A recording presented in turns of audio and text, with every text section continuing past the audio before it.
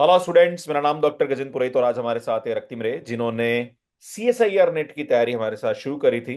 पर नेट इतना अच्छा नहीं गया।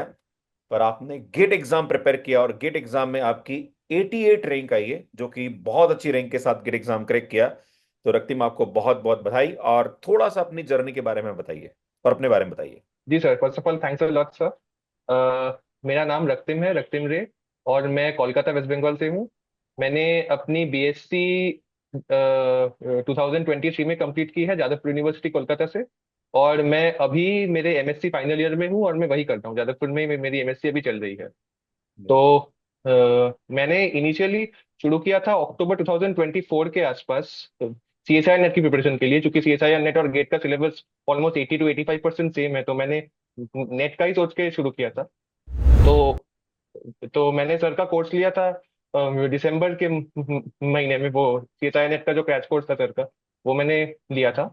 और मैं डेडिकेटेडली उसी से और सर के जो यूट्यूब वीडियोस वगैरह है, मैं उनसे ही प्रिपरेशन कर रहा था। और लास्ट जो 1 मंथ था, लाइक मेरा सेमेस्टर खत्म हुआ था 3 जनवरी 2025 को। और गेट का एग्जाम था 1 फरवरी को। तो वो जो 28 डेज का मुझे टाइम मिला था, उसी 28 डेज में मैंने जो गेट का है पूरा प्रिपरेशन किया था। मतलब जो टॉपिक्स कॉमन थे वो तो थे ही, उसके अलावा जो एक्स्ट्रा टॉपिक्स थे, जैसे कि इंटीग्रल कैलकुलस या फिर वेक्टर कैलकुलस या फिर जो और भी एलपीपीए। टॉपिक्स होते हैं एलपीपी का। जी। जी, वो असाइनमेंट ट्रांसपोर्टेशन प्रॉब्लम वगैरह, वो मैंने आपके वीडियो से ही, जो आपके यूट्यूब में जो अच्छे से वीडियोस है, मैंने डेडिकेटेडली उसी से किया था सो अच्छे से। रतीब, AIR 88, क्या आपको पता जी है सर। कि आप नेट जेआरएफ जब क्रैक करते हो और जितनी स्कॉलरशिप आपको नेट जेआरएफ में मिलती है, उतनी ही स्कॉलरशिप आपको गेट एग्जाम क्रैक करने के बाद मिलती है। अगर आप किसी भी आईआईटी या एनआईटी से अपना पीएचडी करते हैं, तो आपको उतनी स्कॉलरशिप मिलती है जितनी नेट जेआरएफ में मिलती है, राइट? सो जी सर। आप इक्वली ये मान के चलिए कि आप नेट जेआरएफ क्रैक किया है आपने, राइट? आपका जो नेट एग्जाम अभी आपने फरवरी में दिया है, आप बता रहे थे कि आपका इतना अच्छा नहीं गया क्योंकि आपने इस जी एग्जाम की सर। तैयारी बेहतर तरीके से करी, पर आप अच्छा स्कोर नहीं कर पाए, पर आपने गेट एग्जाम क्रैक कर दिया। तो जी मैं सर। सभी स्टूडेंट से कहना चाहता हूं कि जो नेट एग्जाम की तैयारी करते हैं उनको गेट एग्जाम का फॉर्म जरूर भरना चाहिए, क्योंकि अगर आप सीएसआईआर नेट में अच्छा स्कोर नहीं कर पाते हैं तो गेट आपके लिए एक बैकअप ऑप्शन। और रক্তিम आपके आपके सामने सबसे बड़े एग्जाम्पल है जिन्होंने AIR 88 रैंक के साथ इस एग्जाम को क्रैक किया।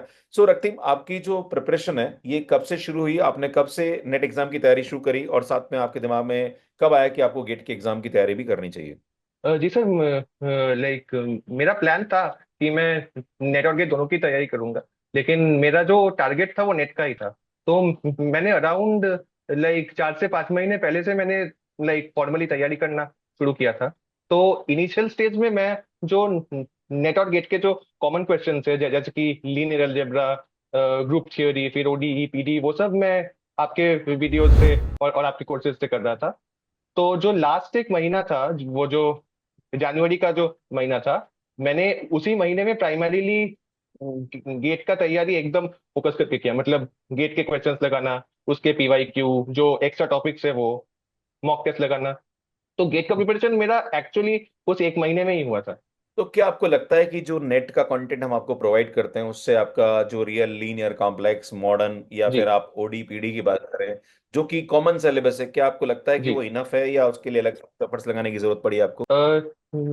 जी सर, वो मतलब मुझे तो लगा कि वो एनफ ही है। और जो थोड़े टॉपिक्स एक्स्ट्रा है वो तो आपके यूट्यूब पे मिल ही जाते हैं, और उनसे भी काफी मदद मिलती है। तो आपका जो मैथ्सकेट का जो कोर्स था, वो मतलब अनडाउटेडली एनफ था। और जो थोड़ा सा एक इधर उधर जो रह जाता है कुछ टॉपिक्स, वो भी मिल ही जाता है, मतलब आपके यूट्यूब से मिल जाता है। तो सर जी ठीक जी। ही है।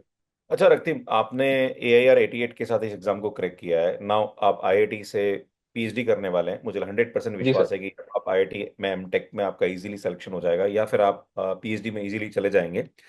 बट मैं आपसे क्या पूछना चाहता हूँ कि लाइक जो आपने प्रिपरेशन स्टार्ट करी, क्योंकि आप जादवपुर यूनिवर्सिटी से आप अपना एमएससी कर रहे हैं, साथ में आपने इस एग्जाम की तैयारी करी, क्योंकि एमएससी के साथ साथ तैयारी करना बच्चों के लिए बहुत चैलेंजिंग होता है। बहुत सारे बच्चे जी रहते हैं सर। टाइम मैनेज नहीं कर पाते हैं। तो आपने अपना टाइम मैनेजमेंट कैसे किया, और जो यूनिवर्सिटी लेवल पे आपको पढ़ाया जाता है और जो इस एग्जाम की रिक्वायरमेंट होती है, उस गैप को आपको आपने कैसे फुलफिल किया, इसके बारे में थोड़ा बताइए। जी सर, टाइम तो निकालना पड़ता है, ये तो एक बात है। जी। तो जादवपुर में एक सुविधा है कि वहां पे एग्जाम का प्रेशर उतना ज्यादा होता नहीं है जितना बाकी जगह पे होता है। मतलब जी वहां पे थोड़ा सा भी हो तो लीनियंसी है कि जी स्टूडेंट्स अपने आप टाइम निकल के थोड़ा अलग कुछ कर सके। तो मैंने उसी का फायदा उठाया। तो मैं सेमेस्टर की भी तैयारी कर रहा था, और जब बीच बीच में जब गैप मिलता था, या फिर जब सेमेस्टर का थोड़ा कम प्रेशर था, या फिर आसपास कोई इंटरनल एग्जाम नहीं था, तब मैं थोड़े पीवाई क्यूज लगाता था, या फिर आपके वीडियोस देखता था, या फिर थोड़े शॉर्ट नोट्स बनाता था आपके वीडियोस से। तो ठीक है। वैसे थोड़ा टाइम निकाल के हो गया।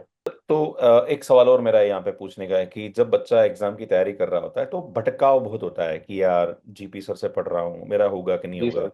मैं उन सर से पढ़ लेता हूँ, मैं वो बुक रेफर कर लेता हूँ, मैं वो टेस्ट सीरीज रेफर कर लेता हूँ। जी कहीं सर। ना कहीं विश्वास वाला जो भाव होता है ना वो थोड़ा कम नजर आता है।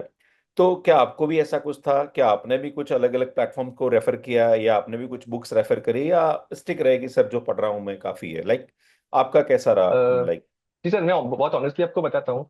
मैंने जब से बीएससी पे मैं जब एडमिशन लिया, तब से लेकर आज तक मैं एक्चुअली आपके ही वीडियोस से सब पढ़ता हूँ। तो जी वो ट्रस्ट मेरा डेवलप हो गया था कि आपसे अगर पढ़ूंगा तो मतलब कुछ ना कुछ हो ही जाएगा, क्योंकि मेरे बीएससी के जो एग्जाम थे उसमें से 80 to 90% जो था मैंने आपके वीडियो से ही वो किया है। और जी सेकेंडली मैं एक बात कहना चाहूंगा, जो आप हमेशा कहते हैं कि किसी भी कॉम्पिटेटिव एग्जाम में हमारा टारगेट है कि क्वेश्चन को कैसे सॉल्व करें। तो उसके लिए जरूरी है टेक्निक, उसके लिए जरूरी है कुछ शॉर्टकट्स जो हमें आने इसके चाहिए। क्योंकि अगर हम एग्जाम में अगर हम एक क्वेश्चन को देखे, अगर वो लाइक थ्योरी बेस्ड क्वेश्चन है, तो अगर हम उसको डिराइव करने बैठे तो फिर तो काम हो गया। तो जी उससे ज्यादा इंपॉर्टेंट है कुछ टेक्निक्स को डेवलप करना, कि हम जल्दी से एक क्वेश्चन सॉल्व कर सके, कोई काउंटर एग्जाम्पल याद आ जाए या कोई एग्जाम्पल लेके करे। तो वो टेक्निक मैंने आपसे लाइक अच्छे से सीखा है। तो वहां से ही कॉन्फिडेंस डेवलप हुआ था कि ठीक है, आप ऐसे टाइप से पढ़ाते हैं जैसे क्वेश्चन हो जाए, एकदम क्वेश्चन ओरिएंटेड कोर्सेज होते हैं आपके। तो सर वहीं से वो विश्वास आई जो आपने कहा।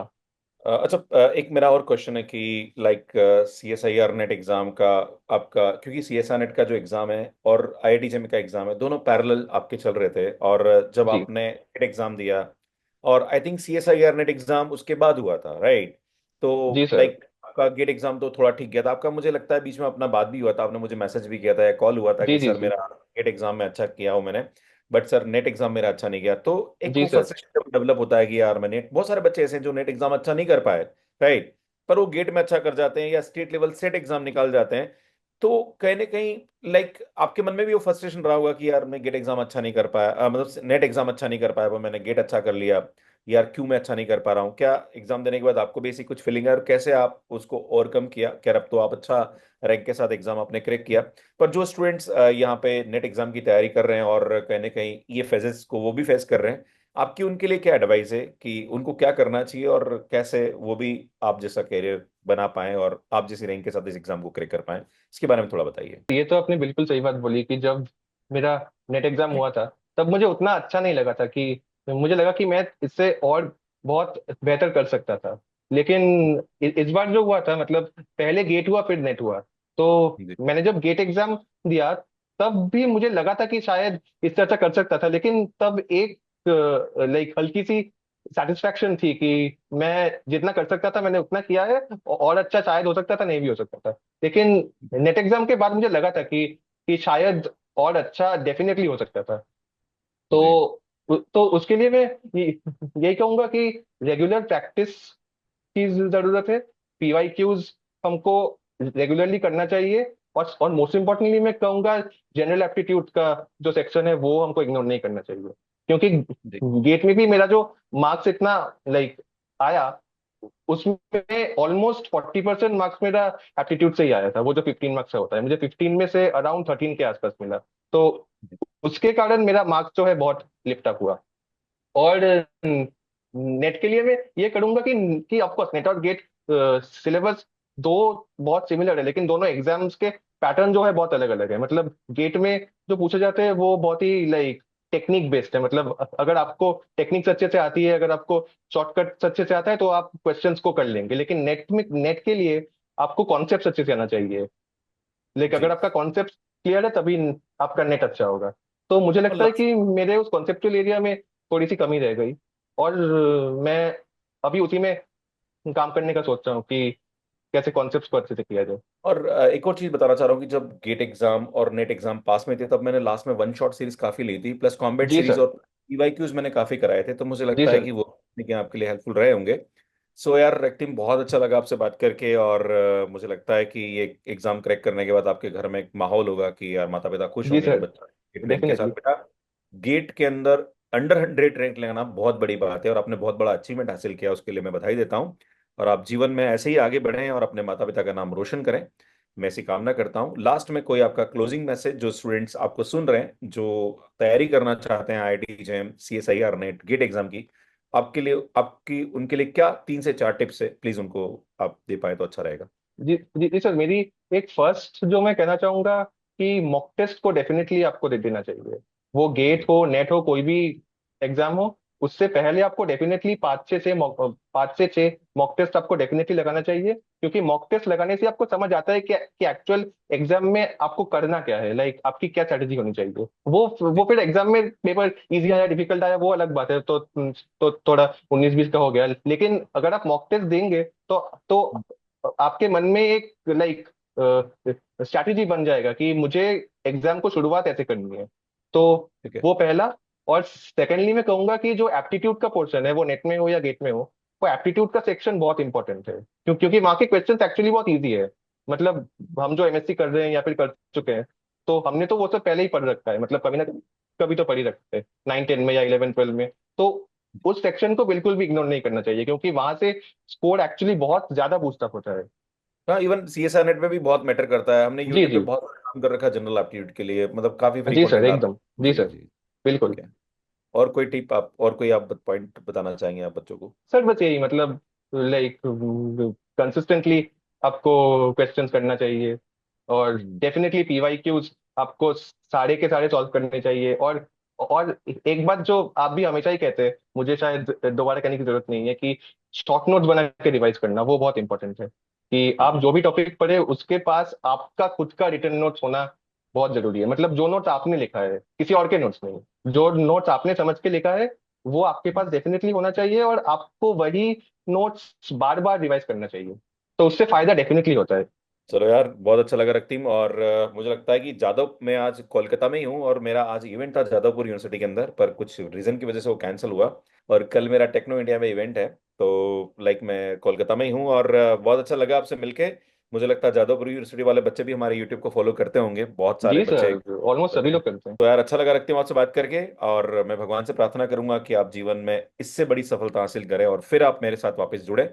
मैं आपके माता पिता डेफिनेटली को, सर। आपके परिवार को बधाई देता हूँ, और जो भी स्टूडेंट मुझे सुन रहे हैं, आप सभी से मैं कहना चाहता हूँ कि अगर आप सीएसआईआर नेट एग्जाम की तैयारी कर रहे हैं तो आपको गेट एग्जाम बिल्कुल देना चाहिए, और आप भी इजीली इस एग्जाम को क्रैक कर सकते हैं जिस तरह से रক্তিम ने 88 रैंक के साथ इस एग्जाम को क्रैक किया।